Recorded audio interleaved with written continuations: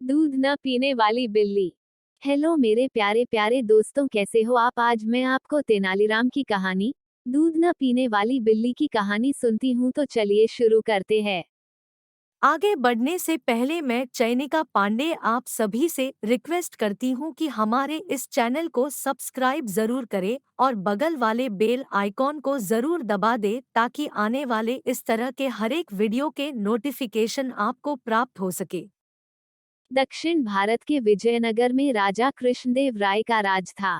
एक बार विजयनगर में चूहों ने बहुत तबाही मचाई, जिससे पूरी प्रजा परेशान थी, क्योंकि चूहे आए दिन किसी के कपड़े कुतर जाते, तो किसी की फसल और अनाज को नुकसान पहुंचाते। इससे परेशान होकर एक दिन पूरी प्रजा राजा कृष्णदेव राय के दरबार में पहुंची और उनकी समस्या दूर करने की प्रार्थना की। प्रजा के मुखिया ने राजा कृष्णदेव राय से कहा, महाराज, हमें चूहों के आतंक से मुक्ति दिलाइए। हम इन चूहों के आतंक से तंग आ चुके हैं। मुखिया की बात सुनकर राजा ने आदेश दिया कि हर घर में एक बिल्ली पाली जाए और उसकी देखभाल की जाए। बिल्लियों की देखभाल के लिए उन्होंने हर घर में एक एक गाय भी दे दी। महाराज ने तेनालीराम को भी एक बिल्ली और एक गाय दी। बिल्लियों के आने से चूहे कुछ ही दिनों में भाग गए और गायों का दूध पीकर बिल्लियां भी माटी हो गईं। अब प्रजा के सामने बस एक ही समस्या थी कि समय से बिल्लियों को दूध दिया जाए और गायों का पालन किया जाए। वहीं बिल्लियां दूध कर इतनी मोटी हो गईं कि चलती फिरती तक नहीं थी। तेनालीराम की बिल्ली भी मोटी और सुस्त हो गई थी। वो अपनी जगह से हिलती भी नहीं थी। एक दिन बिल्ली के आलसीपन से परेशान होकर तेनालीराम को योजना सूझी।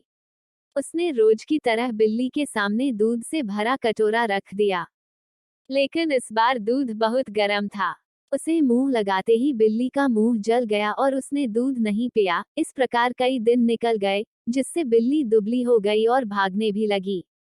इसी बीच राजा कृष्णदेव राय ने सभा में बिल्लियों का निरीक्षण करने का ऐलान कर दिया और एक तय दिन पर पूरी प्रजा को अपनी अपनी बिल्लियां दरबार में लाने का आदेश दिया। सभी की बिल्लियां बहुत मोटी हो गई थीं, लेकिन तेनालीराम की बिल्ली बहुत दुबली थी।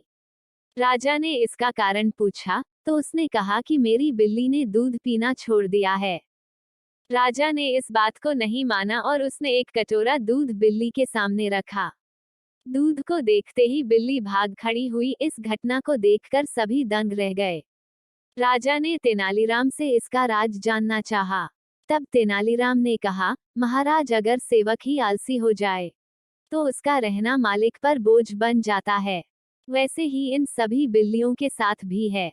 मैंने अपनी बिल्ली का आलस भगाने के लिए उसे गर्म दूध दिया, जिससे उसका मुंह जल गया और वह खुद से ही अपना भोजन तलाशने लगी।